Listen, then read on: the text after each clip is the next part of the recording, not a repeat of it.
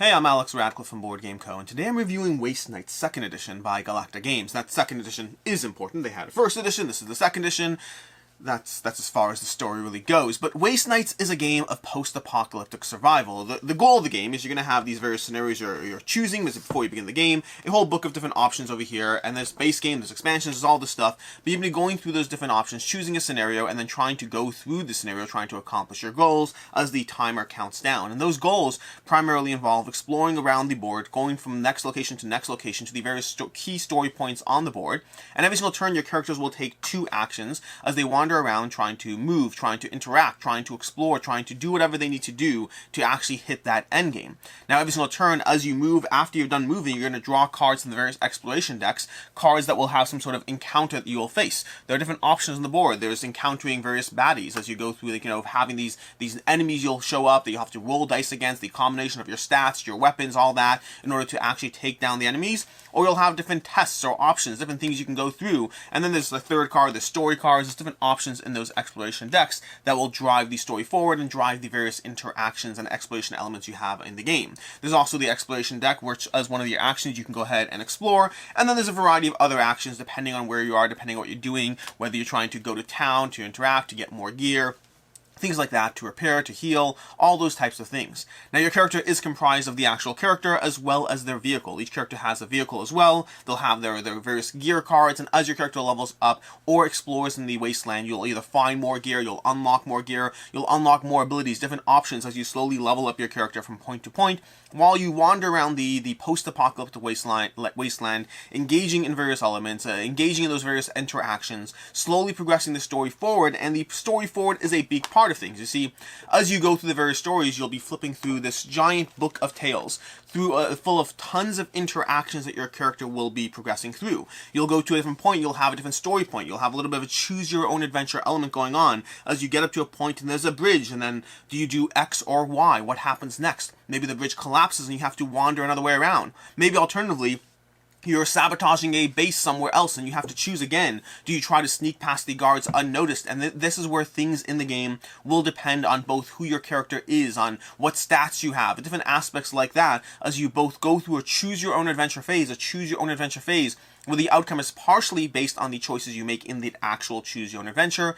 and then partially based on the various stats or other elements of the game that will determine, well, if you are this character, if you have that stat, if you make this test and you succeed, then you go down different further pathways in this book of tales, again, driving you forward towards that endgame where you can eventually either fail or succeed your mission. That is a high-level overview of Waste Knights, of what is going on in this world, which brings us to the review part of the video, starting with my game preferences, biases, all of that. And I generally like character progression games. I generally like games that have a degree of leveling up, of powers and abilities, of equipment, of gear. That kind of aspect I generally enjoy in games. Although when it comes to narrative is one that I don't usually seek out. I don't usually seek out narrative-based games. Waste Knights very much is a narrative-based game. That said, while I don't tend to seek them out, they can absolutely be a factor in my enjoyment, depending on how those interweave with the game. And then very much worth noting, I am a mechanics-first person. While I do enjoy narrative, if done right, I tend to enjoy narrative more when it's surrounded by a mechanically meaty game. There are certainly exceptions. We'll get into all of that. Starting off, though, with the review part with art and components. Components great, art great, all solid thing, nothing particularly standout worthy about any of those. The art works very well, I will say, for the theme it's going for in terms of being both giving you that thematic element. I mean, this looks like a post-apocalyptic wasteland, while also giving you it doesn't in any way detract from the usability of the game. Everything is clear, it looks obvious what it's doing, where it is, all of that. The character art, all those things, fairly solid across the board. As far as theme and narrative, I tend to not love post-apocalyptic as a theme in general. That's my own bias again, in terms of I've never really been fully involved or enmeshed in the post-apocalyptic theme. I may have games in my collection that have it. I'm sure I do somewhere, but when I do, it's despite the theme, not because of it. I'm not against it. It just doesn't do it for me as a general theme. As far as narrative, the narrative is fantastic. The narrative in general, we're not looking, because of the fact that this is not a campaign-based game, we're not looking at the kind of narrative scope you might get in these larger games, in an Awakened Realms large narrative game, in a Madara, in any of those games. You're not going to get that scale and scope of a narrative story. Rather, the narrative tends to be isolated to the specific scenarios you have going on, in terms of just being able to go through a choose-your-own-adventure as you go through different pathways, as you move from location to location, as you interact with different things, and each time you're going through the next story point in the book, and then making choices around those story points as you try to move towards your objective. Overall, the narrative is fairly well done in terms, especially considering the single-shot nature of the game. As far as ease of play, the rules are actually ridiculously easy to get through. I mean, the entire rule book is something like, what do we have? We have 15 pages long as the entire rule book. But once you ignore things like setup and tokens and all that, and you go straight to the game, we have 6 pages to 13. We have 7 pages of fairly easy to read rules. A little text heavy, but not so much to the point that it's hard to comprehend or absorb. So overall, the rulebook is fairly easy to learn, a fairly easy game to teach as well. The game time is a little variable, meaning you can have scenarios that are as little as an hour as you power through them, perhaps solo, or alternatively, you can have scenarios where you're playing with 3-4 players that will take you 3-4 hours and whatnot. In general, I don't recommend 3 to 4 players. We will get to that in a second. But you will have a variable length of play as you dive down to Waste Nights, depending on the player count, depending on the scenario you're going through. So game length is definitely very much on the variable side. Table space, fairly comprehensive. What you're seeing here is what you'll get for a 2-player game. There's not much more going on. I likely wouldn't set it up exactly like this and with a real person next to me and all that, but generally a table space is fairly easy. And like I said already, despite being a narrative game, this is not a campaign game, so that won't get in the way of your ability to dive in and jump in without having to worry about where you left off, what you're up to, or any of that. Which brings us to player count. Player count, this is a 1 to 4 player game, and not coincidentally, I have only played this at 1 and 2 players, which, when I say not coincidentally, I mean the fact that the Board Game Geek ratings for this game strongly have it favored as being best with 1 and 2 players, which I completely understand. Playing it solo works fairly well. You're going through your own little story, you're going through your own interactions, you do your own thing, it works great. Adding a second player adds a degree of social aspect, of exploring and enjoying the game experience together, of having other players read off the encounter cards so the choices are less obvious to you, so it gives a little more of that thematic immersion and whatnot. But at the same time, adding more players doesn't add much to the game experience and only adds further to the downtime. Because the interaction in the game is fairly minimal. You're both off doing your own thing. Yes, sure, you're exploring these goals, you're working towards these goals, but past that, there's not a ton of interaction in the way what one player does affects the other. A little bit, yes, not a lot, and that does mean that adding more players doesn't add a lot to the experience, but only further adds to the downtime. For me, 1 to 2 players is the sweet spot, although again, I'm extrapolating from my plays and from Board Game Geek ratings because I have not played this as a 3 and 4 player game. Which brings us to the more opinionated stuff. I mean, everything's been opinion so far. Which brings us to what I liked and all those other aspects of the review. And starting off with the fact that the character building and variability is strong in the game. Between the different scenarios you go through, between the different weapons you can explore, between the different characters, between the fact that you can upgrade and augment your character, between the in different ways, between the different vehicles you can pursue. There's a lot of different ways that the experience will play out, and that's with the base game alone. So character building is great, variability is large. The gear and choices around, things like gear breaking and trying to choose which weapon to use in what scenario, there is some degree of choice around that as well. The branching story in the Book of Tales is fantastic. This is a little choose-your-own-adventure book. It feels like a choose-your-own-adventure experience as you... Let's see if we should read something or not. I probably should have prepped for this. You kill him in his sleep. That sounds dark. I'm not going to go further down that for risk of spoiling things.